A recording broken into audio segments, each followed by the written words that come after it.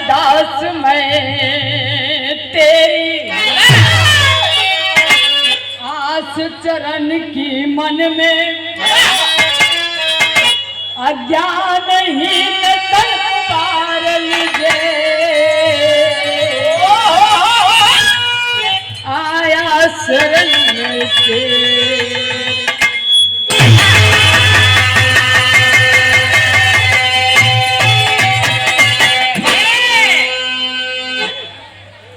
मानव जन्म धन्यवाद जगमा आप कहो सब एक अनेक मत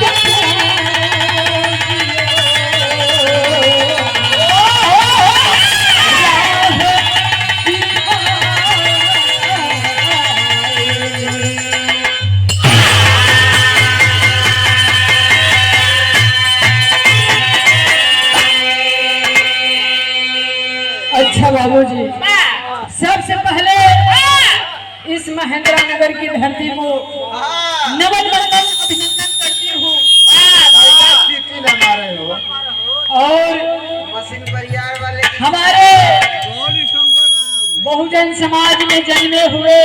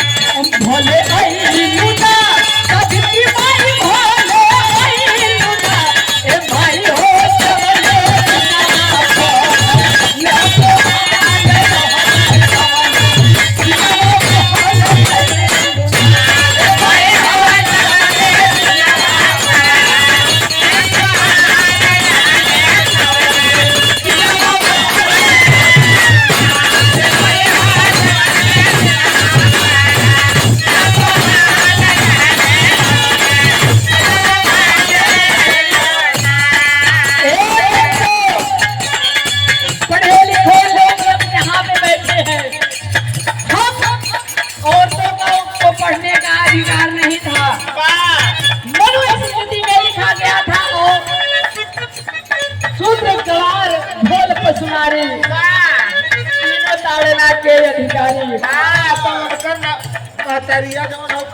नारी से दो पैदा भरे का करवा ले, लेकिन ये लिखा गया था मनुस्मृति में एक पंचो इसको हटाने वाली हमारी माँ सावित्री बाई जब इस जगत में आई, इस दुनिया में आई, ज्योतिबा राव शिक्षक थे। एक पंचो उनका पढ़ना लिखना देख करके बोली हम भी पढ़ेंगे। अपना कुछ दिमाग लेकर के फिर फातिमा शेख का साथ पा करके पंचो गांव में स्कूल खोली। दुनिया का कीचड़ उछाला गया, दुनिया के लोग उनको पढ़ने नहीं देते थे, लेकिन हम नारियों को आगे बढ़ाने का बहुत बड़ा योगदान रहा उनको हमारे पीछे। इसके लिए कहना है बलिया की धरती से आप आदरणीय सुरेश भैया, आपकी ओर से रहा सम्मान, प्यार दुलार, जय भीम जय भारत। सिवान जिला की धरती से अवध किशोर, आप भैया की ओर से रहा जय भीम जय भारत नमो बुधाए। देखिए आप लोगों से हाथ जोड़िया है, विनती है ऐसे बड़ा हथियार हमन के लगे कुछ अगर बात तो खावा न जाए काले की आयल हो भैया ये जगह है आप लोग बने हो अगर आप लोग बैठ के गीत संगीत का मजा लिहल जाए आनंद आई इतने समय बहुत आनंद आई कहे से कुछ मेला का चर्चा चलत है यही से आवल्ला बैठ के मजा लिहल जा आनंद आई आप लोगन के दोनों कलाकार आप लोगन के मन चाहिए हो